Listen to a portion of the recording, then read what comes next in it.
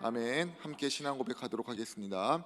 나는 전능하신 아버지 하나님 천지의 창조주를 믿습니다. 나는 그의 유일하신 아들 우리 주 예수 그리스도를 믿습니다. 그는 성령으로 잉태되어 동정녀 마리아에게서 나시고 본디오 빌라도에게 고난을 받아 십자가에 못 박혀 죽으시고 장사된 지 사흘 만에 죽은 자 가운데서 다시 살아나셨으며 하늘에 오르시어 전능하신 아버지 하나님 우편에 앉아 계시다가 거기로부터 살아있는 자와 죽은 자를 심판하러 오십니다. 나는 성령을 믿으며 거룩한 공교회와 성도의 교제와 죄를 용서받는 것과 몸의 부활과 영생을 믿습니다. 아멘. 오늘 새벽에 선포되어질 하나님의 말씀은 구약성경 다니엘서 4장 1절부터 18절까지의 말씀입니다. 구약성경 1237페이지에 있습니다.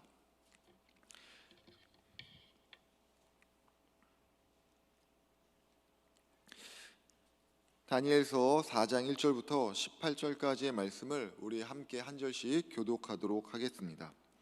느부갓네살 왕은 천하에 거주하는 모든 백성들과 나라들과 각 언어를 말하는 자들에게 조서를 내리노라. 원하노니 너희에게 큰 평강이 있을지어다.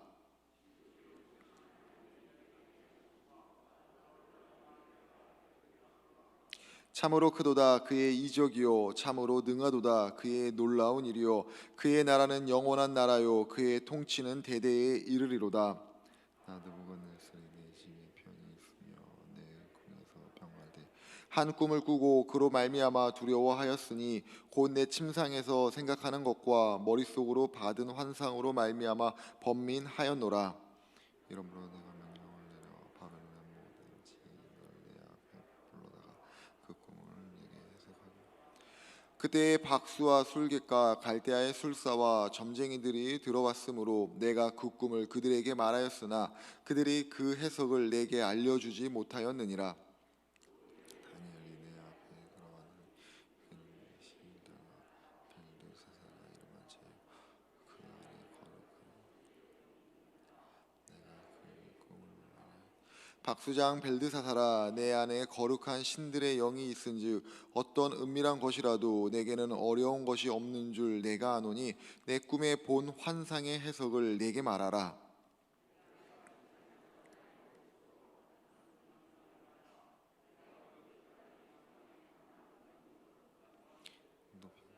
그 나무가 자라서 견고하여 지고 그 높이는 하늘에 닿았으니 그 모양이 땅끝에서도 보이겠고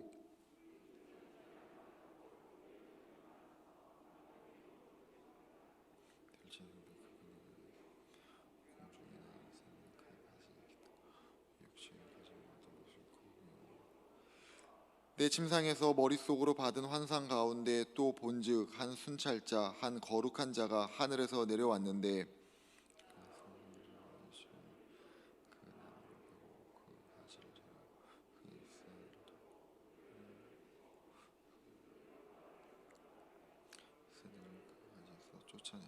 그러나 그 뿌리의 그루터기를 땅에 남겨두고 새와 노줄로 동이고 그것들을 들풀 가운데 두어라. 그것이 하늘 이슬에 젖고 땅풀 가운데서 짐승과 더불어 제 몫을 얻으리라. 또 그의 마음이 변하여 사람이 마찬 짐승이 마음마다 7대를 지니 이는 순찰자들의 명령대로요 거룩한 자들의 말대로니 지극히 높으신 이가 사람의 나라를 다스리시며 자기의 뜻대로 그것을 누구에게든지 주시며 또 지극히 천한 자를 그 위에 세우시는 줄을 사람들이 알게 하려 함이라 하였느니라. 나 느부갓네살 왕이 이 꿈을 꾸었나니 너 벨드사사라 그 해석을 밝히 말하라. 내 나라의 모든 지혜자가 능히 그 해석을 알게 하지 못하였으나 오직 너는 능히 하리니 이는 거룩한 신들의 영이 내 안에 있음이라. 아멘. 우리 앞뒤 좌우 계신 성도님들과 이렇게 인사하도록 하겠습니다. 사랑하고 축복합니다. 우리는 주님의 제자입니다. 함께 인사합니다. 사랑하고 축복합니다. 우리는 주님의 제자입니다. 늘 함께 하시는 하나님의 은혜가 우리 모든 성도님들의 삶 가운데 충만하게 임하길 주님의 이름으로 축복합니다. 오늘은 느부갓네살의 두 번째 꿈이라는 제목으로 하나님 말씀 증거하도록 하겠습니다. 방금 전에 읽으셨던 것처럼 오늘 보는 본문 다니엘서 4장은 굉장히 긴 내용으로 되어 있습니다. 특별히 다니엘서에 나오는 느부갓네살 왕의 꿈의 내용 역시도 굉장히 긴 내용으로 다루어지고 있습니다. 그래서 오늘의 본 말씀을 다음번의 시간에 한 번 더 살펴보려고 하고, 오늘은 그 앞에 서론부에 해당하는 이야기들을 함께 나누려고 합니다. 어떻게 살아야 할지 막막한 너에게 라는 책은 아버지가 딸에게 주는 편지로 이루어져 있습니다. 책의 저자인 우진이라는 사람은 자신의 삶의 경험을 되돌아보면서 딸의 삶 가운데 있어서 가장 중요한 것들이 무엇인지, 어떻게 살아가야 되는지를 설명해 주고 있습니다. 저자가 말하는 삶에 있어서 가장 중요한 것, 다름 아닌 태도입니다. 이 책에 나오는 한 대목입니다. 태도를 조심하라. 그것은 곧 너의 운명이 된다. 그 다음에 이 저자가 딸에게 이렇게 말을 합니다. 삶에 있어 긍정적인 태도가 참 중요하다. 그리고 저자의 명언입니다. 사실 행복과 돈은 크게 상관이 없단다. 행복은 돈보다도 우리가 어떤 태도를 갖느냐에 따라 결정되는 것이기 때문이다 라고 말을 합니다. 행복한 삶에 돈이 필요하겠지만은 돈이 있다라고 해서 꼭 그 삶이 행복하다라고 말할 수 있는 것도 아니라는 것, 우리 역시 공감하고 있습니다. 느부갓네살, 그가 이룬 업적, 그를 통해서 얻은 권력을 통해서 세상 나라에서 부러움을 없는 삶을 살고 있었지만, 하늘의 통치자이신 하나님의 경고를 듣고 두려움에 휩싸여 잠을 이루지 못했습니다. 그의 삶, 세상에서 보면은 모든 것이 있었지만 그의 삶이 꼭 행복하다라고도 말할 수는 없습니다. 다니엘서 4장은 이렇게 행복하지 않은 느부갓네살이 잠시나마 영적으로 변화되는 그 모습과, 또 그 이후 교만으로 인해서 하나님 앞에 맞서게 되어서 미치게 되는 그 과정, 7달 후 하나님께 굴복하며 다시 이성을 찾아 하나님을 높이는 그 내용들을 다루고 있습니다.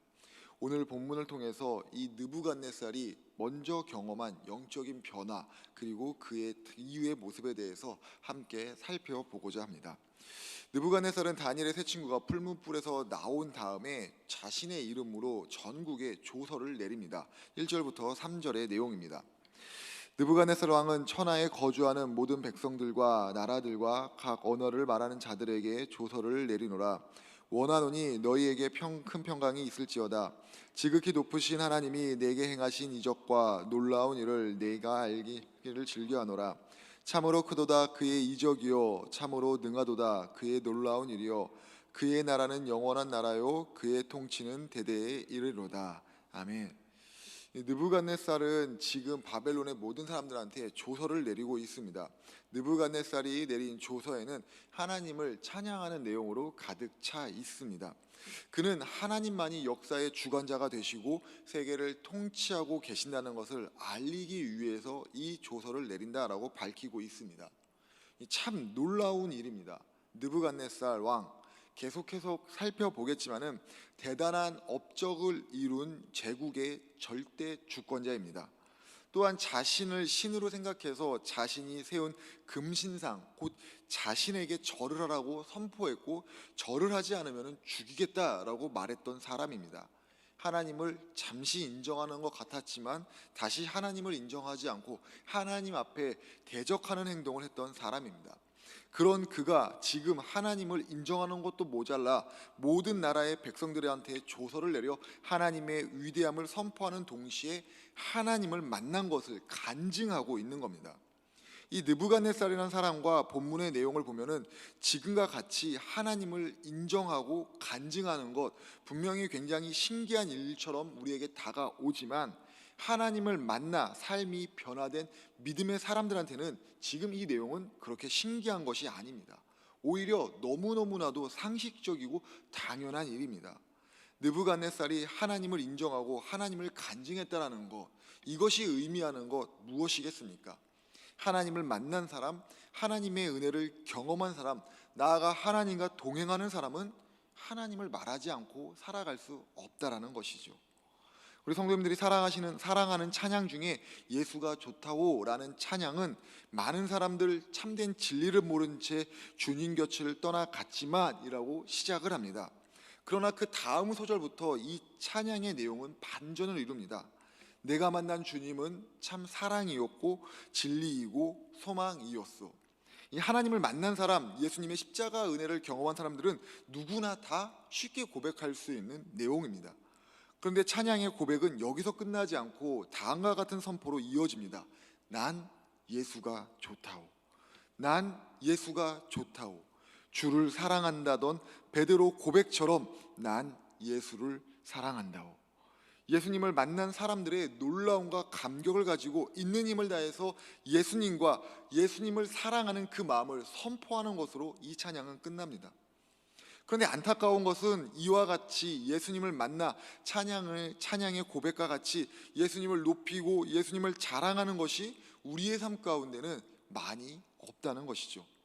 이건 예수님을 높이고 예수님을 전하는 말이 많이 없다는 것이 아니라 내가 만난 예수님의 그 감격을 가지고 그분에 대한 감사를 가지고 그분과 함께하고 하는 삶의 모습이 많이 없다는 것입니다. 말로만 전하는 예수님, 감정에 의해서 한때 전하는 예수님은 우리의 삶 가운데 살아계신 예수님이 아닌 우리가 그저 알고 있는 그 예수님에 불과하기 때문입니다. 정말 찬양의 고백과 같이 난 예수가 좋다오, 난 예수를 사랑한다오 고백하며 살아계신 한 예수님을 인정하고 전하고 싶다면 우리의 삶이 예수님을 닮아가는 그 은혜의 모습이 꼭 있어야 됩니다. 아니, 은혜를 구하는 이에게 반드시 은혜를 주시는 그 예수님을 신뢰하며 예수님께 나아가 오늘의 은혜를 주시옵소서, 내 삶이 주님과 깊은 만남이 있게 하여 주옵소서라고 기도하며 예수님과의 만남, 예수님과의 동행, 예수 그리스도의 십자가 은혜를 경험하기를 원한다고 은혜를 구하며 기도하고 또 기도해야 됩니다. 예수님과의 만남의 은혜를 구하기 위해서 우리에게 필요한 것이 있다면 내 자신을 내려놓는 겁니다. 내 자존심, 내 열심, 내 노력 다 내려놓고 또 내려놓아야 됩니다. 예수님의 말씀에 나를 굴복시키며 예수님이 나보다 옳다라는 것을 경험해야 됩니다. 이렇게 예수님께 나아갈 때, 내 자신을 내려놓을 때, 예수님이 나보다 옳다라는 것을 인정할 때 우리에게 있어야 되는 것이 바로 믿음입니다. 그 믿음은 내 뜻을 펼치기 위해서 하나님과 협상을 하거나 생떼 같은 고집을 부리는 것이 아니라 하나님 앞에 내 뜻을 꺾고 하나님의 뜻을 받아들이는 것입니다. 더 쉽게 말씀을 드리면 믿음은 결국 내가 하나님을 이기는 것이 아니라 내가 하나님 앞에 지는 것입니다. 하나님께 질 때 비로소 하나님의 살아계심을 경험하게 됩니다. 딸을 선교사로 보낸 한 권사님의 이야기를 들었습니다. 선교사로 나간 딸의 삶, 그 형편이 그리 넉넉하지 않다라고 말씀을 하십니다. 부모의 마음으로 다 큰 딸이 형편이 어렵게, 그것도 이역만리 타국에서 산다는 거 그렇게 좋지 않겠죠. 그래도 딸은 씩씩하게 선교의 사명을 감당하면서 하루하루를 살아가고 있었습니다. 그러다가 코로나 팬데믹을 맞이하고 더 이상 선교할 수 없겠다라고 생각하면서 한국으로 돌아올 것까지 염두에 두고 있었다라고 합니다. 한국으로 돌아올 것을 염두하고 짐을 하나 둘 정리하는 가운데 그래도 선교사이니 하나님께 이런 기도 한번 해보자라고 하면서 이렇게 기도했답니다. 하나님, 지금 이 위기를 넘기면 선교를 계속하라는 줄 알고 이곳에 머물겠습니다. 이 딸이 기도는 했지만은 지금의 상황에서 아무것도 일어날 것 같지 않아 서둘러 한국으로 돌아오려고 짐을 싸고 있었는데 그 주변을 정리하고 있었는데 정말 딱 견딜 수 있을 만큼의 상황이 만들어졌다라고 합니다. 만약 제가 선교사였다면 그 상황을 무시했을 겁니다. 선교지를 떠난다는 아쉬움 분명히 있겠지만 다시 한국, 내 고국으로 돌아간다는 기대감이 크기 때문에 딱 살아갈 만큼의 상황이 되었다는 것을 보며 이건 하나님의 뜻이 아니야, 이건 분명히 한국으로 돌아가라는 하나님의 사인이야 라고 하면서 그 모습을, 그 상황을 무시했을 겁니다. 이 따님 선교사도 이런 마음이 들지 않았을까요? 사람인데 어떻게 이런 마음이 들지 않을 수가 있었겠습니까? 제가 만나본 적은 없지만 충분히 그랬을 것이다 라고 이렇게 예측이 됩니다. 그런데 이 따님 선교사님은 하나님 앞에 자기 뜻이 아니라 하나님의 뜻을 받아들이는 것을 선택합니다. 다시 말해 하나님 앞에 자신이 지는 것을 선택합니다.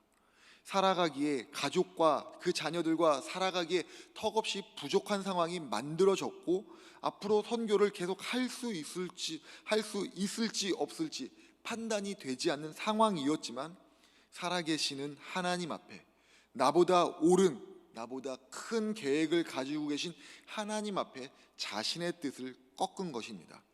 이후의 사역이 어떻게 되었는지는 저는 모르지만, 분명 이 따님 선교사님의 그 삶 가운데는 그곳에서 경험하는 하나님의 놀라움, 매일과 같이 자신과 동행하는 살아계신 하나님을 날마다 경험하며 난 예수가 좋다오, 난 예수를 사랑한다오 라고 고백하는 삶을 살아갈 것 같습니다. 우리의 삶 가운데 정말 어려운 일들이 많다는 것 다 알고 있습니다. 직장, 관계, 자녀, 건강, 수많은 어려움들이 지금 우리를 둘러싸고 있고, 그로 인해서 숨을 쉬기조차 어렵다는 것 알고 있습니다. 더욱이 신앙이라는 것, 말은 참 쉬운데 삶으로 살아낸다는 것이 얼마나 어려운지도 잘 알고 있습니다. 그렇게 당장 하나님 앞에 지는 것을 선택하기보다는 하나님 앞에 때를 좀 쓰며 매달리면서 어떻게든 지금의 이 어려움을 넘어가고자 하는 그 모습을 선택할 수 있다는 것 다 이해할 수도 있습니다. 그러나 우리의 삶 가운데 이런 어려움이 있을 때 하나님 앞에 지는 것이 아니라 내가 이기려고 선택을 한다면은 내 앞에 있는 어려움은 더욱더 나를 올가묻게 되고, 하나님의 뜻이 아닌 내 뜻을 찾아가는 모습으로 굳어지게 될 수 있다는 것을 우리 잊어서는 안 됩니다. 그렇기 때문에 우리가 항상 기억하며 간구해야 되는 것은, 하나님은 항상 나보다 오르시고 하나님은 항상 나보다 크시고, 그렇기에 하나님의 뜻을 찾는 나는 하나님 앞에 항상 져야 된다는 것을 늘 염두에 두어야 됩니다. 내가 지고 하나님의 뜻을 받아들인다고 해서 내 지금 상황이 변하지 않을 수 있고, 혹 변한다고 해도 또 다른 문제가 나를 괴롭힐 수도 있지만, 그때에도 우리는 당당하게 선포하고 선택해야 됩니다. 나보다 크신 하나님, 내 하나님 앞에 오늘도 내가 집니다. 지금도 내가 집니다. 하나님 나를 인도하여 주옵소서. 하나님의 은혜를 구하며 하나님께 질 수 있는 우리 모든 성도님들 되시길 부탁을 드립니다. 나보다 크고 옳은 그 하나님을 경험할 수 있도록 하나님의 은혜를 구하는 우리 모두가 되시길 주님의 이름으로 축복을 합니다. 느부갓네살의 영적인 변화로 인해서 하나님을 인정하고 높이는 조서를 바벨론 전국에 내리게 됩니다. 곧 이어 느부갓네살은 조서를 통해서 자신의 꿈 이야기를 말합니다. 4절 5절입니다. 나 느부갓네살이 내 집에 편히 있으며 내 궁에서 평강할 때에 한 꿈을 꾸고 그로 말미암아 두려워하였으니, 곧 내 침상에서 생각하는 것과 머릿속으로 받은 환상으로 말미암아 번민하였노라. 이 느부갓네살이 지금 말하는 것처럼 평안하다라고 말하는 때는 모든 정복 전쟁을 마치고 승리했다라고 선포했을 때입니다. 한 주석서를 보니까는 이때의 느부갓네살의 나이가 60 중반이 되었다라고 하고, 정확히 6년 뒤에 세상을 떠났다라고 합니다. 그렇게 지금 느부갓네살이 평안하다라고 말하는 것은 바벨론 제국을 완성했을 때입니다. 모든 것이 다 자기 뜻과 자기 계획대로 되었을 때입니다. 그리고 동시에 풀무불 사건이 있은 지 20년 정도의 시간이 흐른 뒤였습니다. 자기가 하고 싶었던 것, 자기의 꿈을 다 이뤘을 그때입니다. 느부갓네살은 자신의 모든 것을 이뤘을 때 한 꿈을 꾸었고, 그로 인해서 또다시 번민해지고 있고, 뿐만 아니라 두렵다라고 고백하고 있습니다. 참 이상합니다. 방금 전까지 하나님을 높이고 있었고, 또 자신의 삶 가운데 자신이 이룩하고자 했던 그 꿈을 이루어서 평안하다라고 말하는 이 권력자가 한낮 밤에 꾼 그 꿈 때문에 괴로워하고 있다라고 말하는 거, 이거 참 이상한 일입니다. 지금의 시대야 많은 부분이 용납이 되고 이해가 되지만, 제국을 호령하던 절대 권력자이며 하나님을 높이던 사람이 한낮 꿈 때문에 번민한다는 것, 받아들이기, 이해하기 참 힘든 사실입니다. 꿈 때문에 잠을 이루지 못한다는 것, 모든 것이 다 평안하고 모든 것이 다 만족하지만은 그 작은 것 하나 때문에 마음이 불편하다라고 말하는 것, 결국 느부갓네살 왕 대단한 사람이지만은 이도 역시 사람이라는 것을 성경에서 밝히고 있는 겁니다. 이는 사람은 스스로 안정감을 느끼는 존재가 아니라는 겁니다. 사람이 안정감을 가진다는 것이 무엇이겠습니까? 내 마음대로 다 할 때 안정감을 느끼는 겁니까? 아니면 스스로 수련할 때 안정감을 느끼는 겁니까? 아닙니다. 사람이 삶 가운데서 안정감을 느끼는 때는 하나님께 안겨 있을 때입니다. 다시 말해 하나님을 찾고 하나님을 의지할 때 내 삶이 안정되다라고 말할 수 있는 겁니다. 모든 것을 가져도 하나님이 없으면 모든 것이 없는 것이고, 모든 것이 없어도 하나님이 계시면 모든 것이 가진 것이다 라는 이 말을 우리는 기억해야 됩니다. 역사의 주관자이신 하나님을 믿는 믿음이 없다면 삶의 두려움과 어려움을 일방적으로 경험하게 되죠. 반대로 하나님을 믿는 믿음이 있다면, 지금도 하나님께서 나와 함께 하신다는 그 믿음이 있다면 삶의 두려움과 어려움 가운데 견뎌내는 용기를 얻을 수 있습니다. 로마의 박해가 본격적으로 시작이 되어서 많은 기독교인들이 핍박으로 인해, 그 박해로 인해 목숨을 잃을 때 베드로는 로마를 빠져나와서 도망을 가게 됩니다. 이때 베드로는 자신과 정반대로 로마로 향하는 예수님의 환상을 보게 됩니다. 베드로가 그때 예수님을 향해서 이렇게 말합니다. 예수님, 지금 어디로 가십니까? 이에 예수님께서 베드로에게 이렇게 말씀하십니다. 나는 지금 다시 십자가를 지러 다시 못 박히러 로마로 간다. 그 순간 베드로는 큰 부끄러움을 느끼며 자신이 예수님을 부인했을 때를 기억하며 울며 다시 로마로 돌아가 로마 당국에 체포가 됩니다. 그리고 로마에 의해서 죽음을 맞이하게 되었는데, 죽음의 순간 베드로가 로마 당국에 이렇게 말합니다. 나는 그분과 같은 모습으로 죽을 자격이 없습니다. 그리고 십자가에 거꾸로 매달려 죽습니다. 베드로가 베드로로 살 수 있었던 것, 지금의 베드로가 될 수 있었던 것, 그와 함께하는 그 예수님을 만났기 때문입니다. 그 예수님이 나를 영원의 길로 인도하시고 죽어도 살아가는 영생의 주가 되심을 믿었기 때문입니다. 하나님을 믿는 사람, 가장 어려운 순간에도 가장 선한 길로 인도하시는 그 하나님을 신뢰하며 담대함으로 살아갈 수 있습니다.